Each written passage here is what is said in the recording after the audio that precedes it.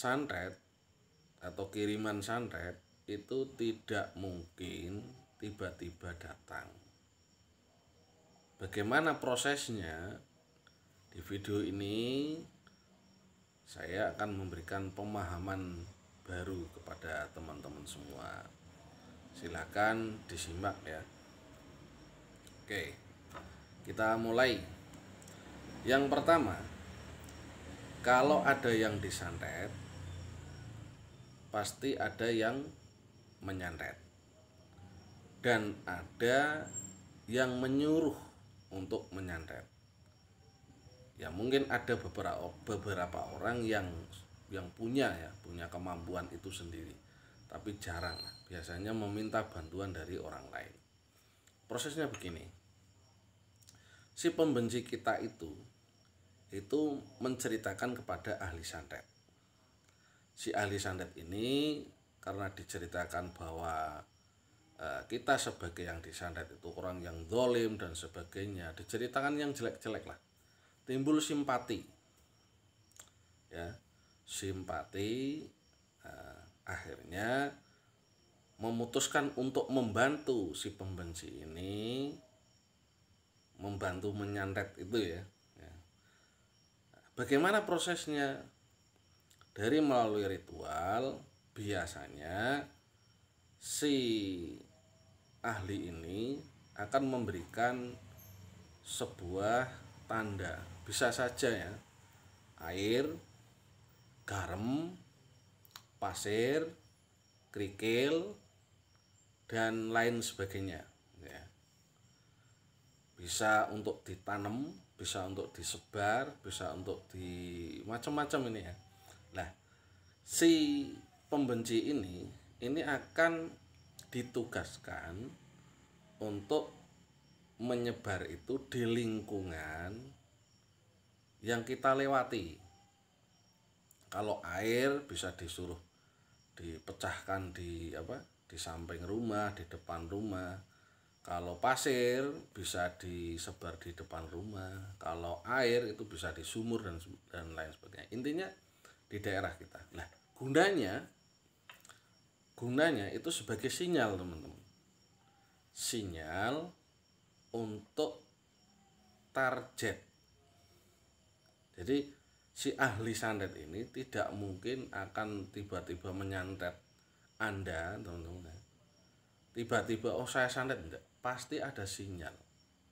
Seperti memberi tanda bahwa nanti si ahli ini akan memerintah makhluk jin atau apalah itu melalui sinyal itu.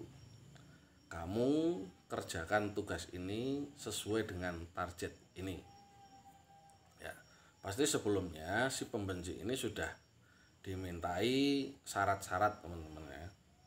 Misalnya foto, rambut, pakaian, atau hal-hal yang berkaitan dengan yang akan disantet, misalnya kita lah gitu ya. Gunanya itu, jadi tidak mungkin langsung datang, enggak, melalui proses. Nah, dari apa yang diberikan si ahli santet ini adalah sebuah sinyal.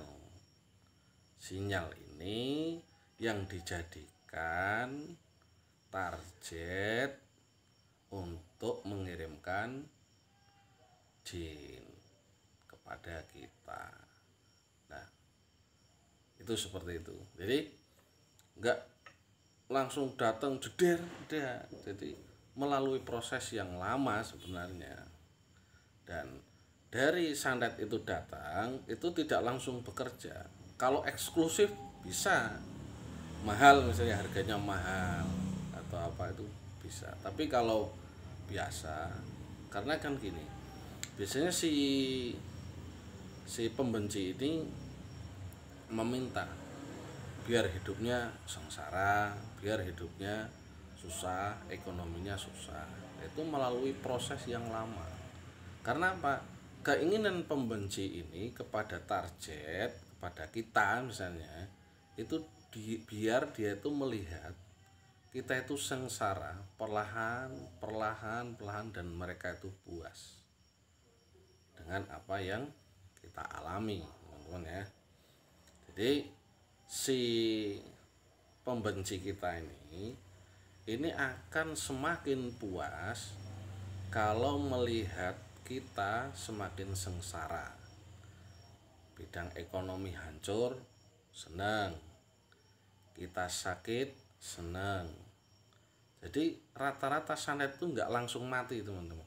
Ada yang langsung mati. Tapi mereka pembenci ini lebih suka santet ini dengan menyengsarakan targetnya.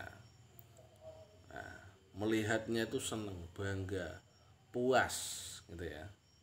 Mereka sudah tidak takut dosa. Nah, kalau takut dosa nggak mungkin lah memerintahkan orang untuk nyantet kita, nggak mungkin. Makanya selalu berlindung diri pada Allah sesuai kepercayaan masing-masing ya. Silahkan terus dekatkan diri, selalu berbuat baik dan selalu waspada ya. Karena apa? Kalau si pembenci ini kok meletakkan sesuatu itu pastinya kita sebenarnya kan harus curiga. Kok tiba-tiba ada misalnya kok putih-putih di depan rumah kita, atau pagi-pagi kok wong ini enggak musim hujan kok banyak air, kok banyak pasir, sedangkan ini sudah disapu. Lah itu kepekaan kita.